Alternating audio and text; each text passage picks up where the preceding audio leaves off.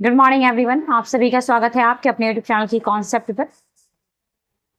जैसा कि आप सभी को पता है कि क्लास जो है हिंदी व्याकरण की चल रही है और इस क्लास में समास जो है वो समाप्त हो चुका है। समास के क्लास सारे के सारे पढ़ाए जा चुके हैं।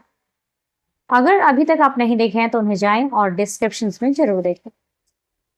आज का जो क्लास हमारा होगा वो उपसर्ग है। आइए देखते हैं कि उपसर्ग किसे कहेंगे या उपसर्ग क्या है, उपसर्ग की विशेषता क्या है, उपसर्ग का मतलब क्या होता है। तो बिना देर करते हुए चलते हैं अपने क्लास की तरफ, आज के टॉपिक की तरफ। आइए देखते हैं।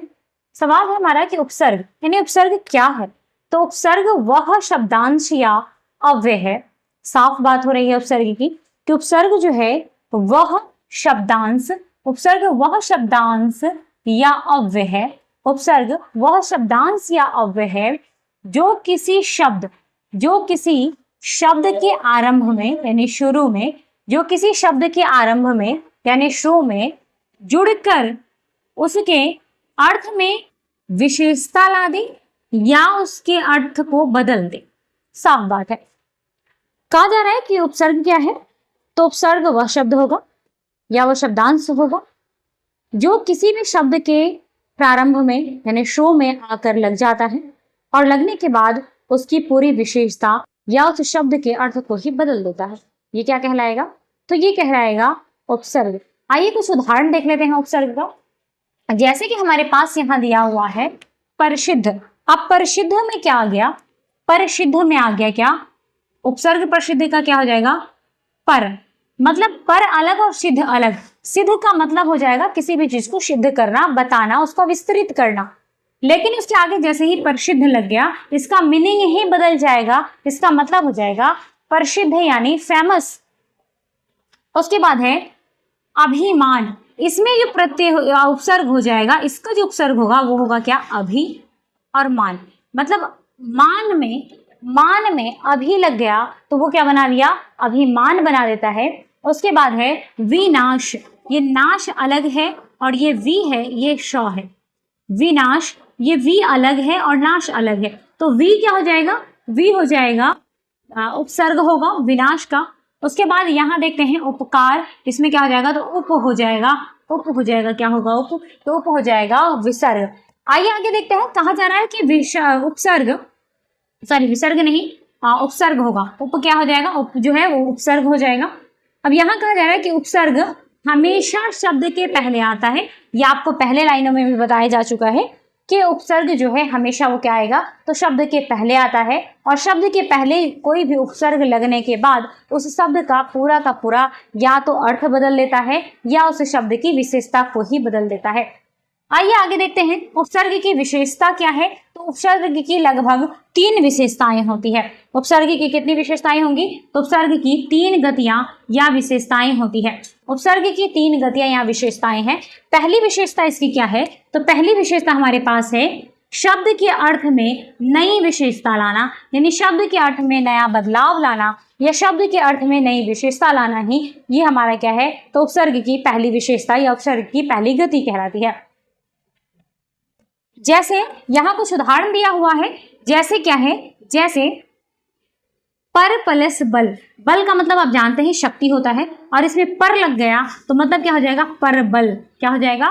परबल, यानी खाने वाला परबल नहीं। इस परबल का मतलब हो जाएगा मजबूत। एक परबल होता है और दुर्बल होता है। अगर विज्ञान आप लोग पढ़े हैं 10th का तो उस विज्ञान में जरूर होगा परबल दुर्बल अस्पष्टता दिया हुआ है। उसके बाद है अनुशासन, यानी अनु अलग है और शासन अलग है। तो ये अनु क्या हो जाएगा? अनु हो जाएगा उपसर्ग। अनु क्या हो जाएगा? उपसर्ग। अनु उपसर्ग को शासन में जोड़ दिया गया तो ये क्या बन जाएगा? अनुशासन बन जाएगा। नंबर 2 में हम देखते हैं। नंबर 2 क्या है? कि शब्द के अर्थ को उलट देना। मतलब शब्द के अर्थ को जैसे ही हम उलट देंगे तो ये प्रत्यय हो जाता है। जिस तरीके से यहाँ दिया हुआ है सत्य। सत्य में हम क्या करेंगे? अ को जोड़ देंगे तो क्या हो जाएगा? असत्य। सत्य में किसको जोड़ेंगे? सत्य में अ को जोड़ देंगे तो असत्य हो जाएगा। और असत्य क्या है? सत्य का विलोम हो जाएगा। तो ये भी क्या है? उपसर्ग बन गया।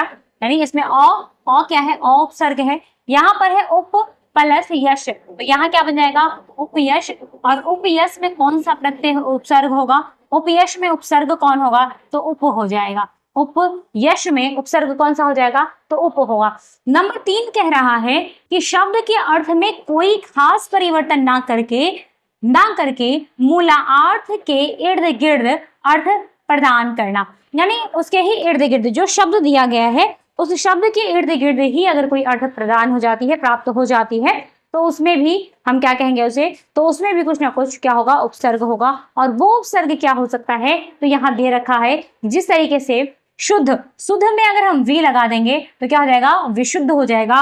और वी क्या हो जाएगा, तो वी हो जाएगा उपसर्ग। क्या हो जाएगा, वी उपसर्ग हो जाएगा। यहाँ वी क्या होगा, तो यहाँ पर वी उपसर्ग हो जाएगा विशुद्ध में। उसके बाद है परिभ्रमण, तो परि प्लस भ्रमण, यहाँ संधि विच्छेद भी हो रहा है, परि प्लस भ्रमण, तो यहाँ पे क्या हो जाएगा, परि क्या हो जाएगा इसमें, तो परि क्या हो जाएगा, उपसर्ग। परि क्या हो जाएगा, तो परि यहाँ हो जाएगा उपसर्ग। तो ऐसे ही क्या है, ये उपसर्ग बनाए जा रहे हैं। उपसर्ग लगभग यहाँ पर उपसर्ग की कुछ विशेषताएं थी जो समाप्त हो चुकी है। अब हम देखेंगे उपसर्ग के भेद। तो उपसर्ग के मिनिमम 4 भेद होते हैं। मिनिमम उपसर्ग के कितने भेद हैं, 4 भेद होते हैं। एक दिया हुआ है संस्कृत के उपसर्ग, मतलब कुछ शब्द संस्कृत के होंगे उसमें भी उपसर्ग लगेगा। उसके बाद हिंदी के उपसर्ग, अंग्रेजी के उपसर्ग और अरबी के उपसर्ग। तो ये क्या है, ये उपसर्ग है। उपसर्ग के 4 भेद हैं और ये चारों भेद हम कल पढ़ेंगे। उपसर्ग कह रहा है कि उपसर्ग के निम्नलिखित भेद हैं। उपसर्ग के कितने भेद हो जाएंगे, तो पहला भेद हो जाएगा यहाँ पे संस्कृत के उपसर्ग, दूसरा हो जाएगा हिंदी के उपसर्ग, तीसरा हो जाएगा अंग्रेजी के उपसर्ग और चौथा हो जाएगा अरबी के उपसर्ग।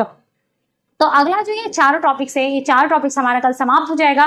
कल जो है उपसर्ग का क्लास समाप्त होगा, परसों से फिर हम प्रत्यय शुरू करते हैं। तो आज के लिए केवल इतना ही। अगर ये वीडियोस आपको अच्छी लगती है तो लाइक करें, सब्सक्राइब करें एवं शेयर जरूर करें। अपने दोस्तों तक ज्यादा से ज्यादा पहुंचाने की कोशिश करें। धन्यवाद।